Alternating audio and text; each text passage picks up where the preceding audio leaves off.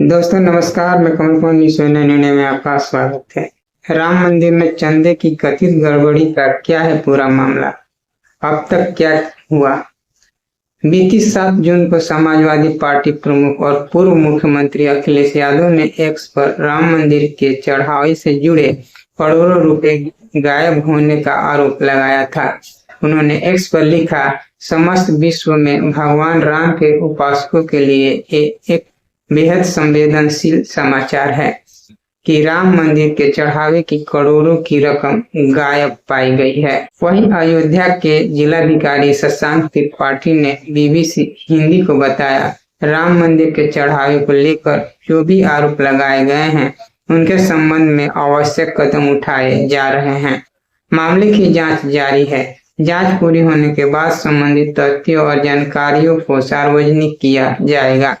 इस मामले को लेकर आरोप प्रत्यारोप को देखते हुए उत्तर प्रदेश सरकार ने राम मंदिर में चंदा विवाद की जांच के लिए 3 सदस्यीय एसआईटी का गठन किया है। एसआईटी में आईएएस विजय विश्वास पंत और आईपीएस किरण एस और वित्त विभाग के विशेष सचिव नील रतन शामिल हैं।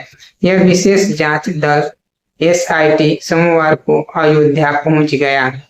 उधर विपक्षी पार्टी ने एसआईटी पर अविश्वास जताते हुए सुप्रीम कोर्ट के पूर्व जज से जांच कराने की मांग की है।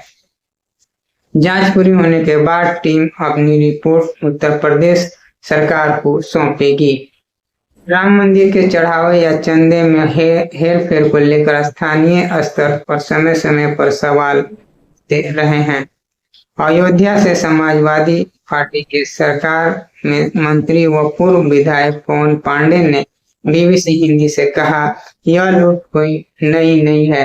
जब से यह ट्रस्ट श्री राम जन्मभूमि तीर्थ क्षेत्र बना है तब से भ्रष्टाचार चल रहा है। उन्होंने कहा, पहले ट्रस्ट की जमीन का घोटाला सामने आया था और बाद में माहीपाल सिंह जो चढ़ावे की रकम की गिनती करवाते थे, उन्होंने चढ़ावे की रकम की चोरी की शिकायत की थी, लेकिन कोई कार्रवाई नहीं हुई। हम अयोध्या वासी हैं, हम देख रहे हैं कि जो मंदिर में 10-15 हजार की नौकरी करते थे वो क्या से क्या हो गए। लेकिन इस बार यह मामला तब राजनीतिक बहस का विषय बन गया जब पूर्व मुख्यमंत्री अखिलेश यादव ने इसे अपने एक्स अकाउंट पर पोस्ट किया। उन्होंने एक्स पर लिखा, समस्त विश्व में भगवान राम के उपासकों के लिए ये एक बेहद संवेदनशील समाचार है कि राम मंदिर के चढ़ावे की करोड़ों की रकम गायब पाई गई है। ये मंदिर ट्रस्ट के लिए अत्यंत शर्मनाक स्थिति है।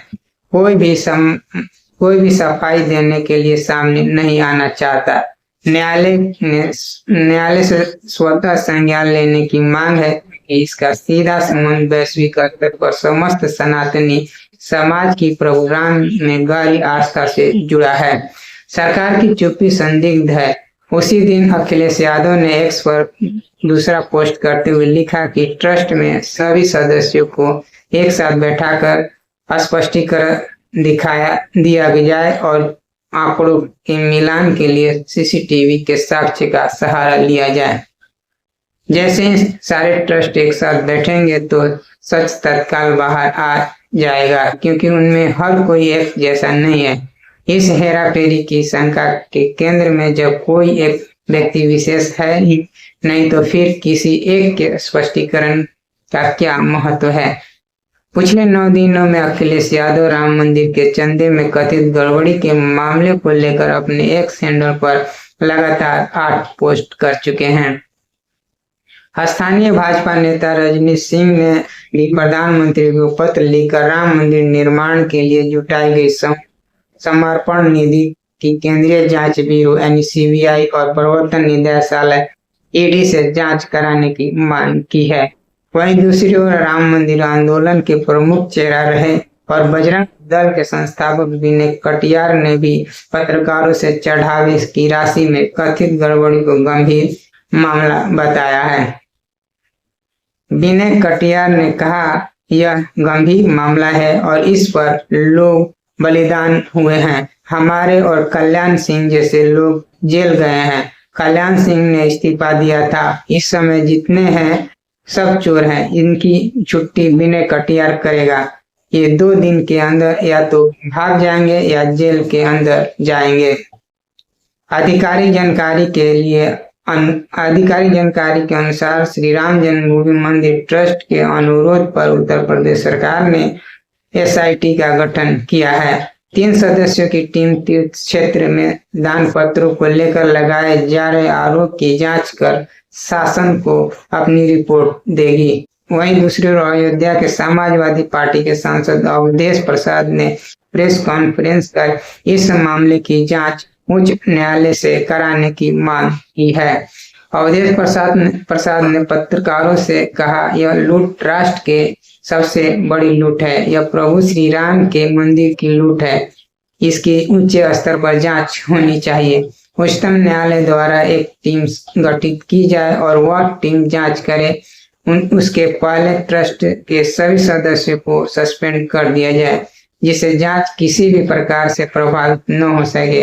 यह धर्म की हानि है।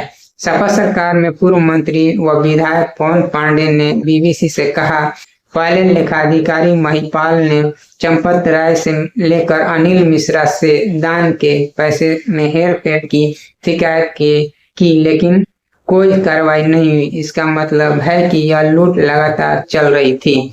मंदिर के भीतर काम करने वालों के पास 2 वर्ष के अंदर कई प्लॉट और जमीनें हो गई। आखिर 2 वर्ष में ऐसा कौन सा कारोबार कर दिया कि इतना कुछ हो गया।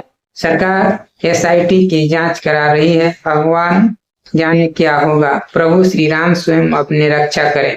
श्री राम जन्मभूमि तीर्थ क्षेत्र ट्रस्ट में महिपाल सिंह 2021 से मई 2022 तक लेखा प्रभारी रहे। राम मंदिर में चढ़ावे की रकम की गिनती उनकी निगरानी में होती थी। उन्होंने राम मंदिर के दान में गड़बड़ी का आरोप लगाया है।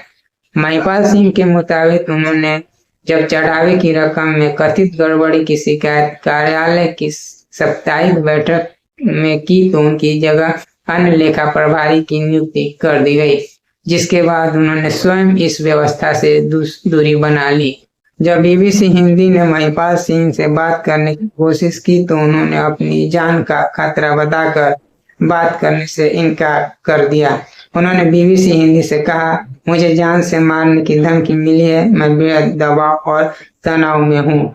मैं कुछ भी बोलने की स्थिति में नहीं हूँ। मैं अभी तक पब्लिक में जो कुछ कहा है उसी को आप मेरी बात मान लीजिए। महिपाल सिंह ने एक यूट्यूब चैनल को दिए अपने इंटरव्यू में कहा, हमारी साप्ताहिक बैठक कार्यालय में गोपाल भाई साहब लिया करते थे। गोपाल भाई साहब चंपत राय के बाद 2nd पोजीशन पर हैं।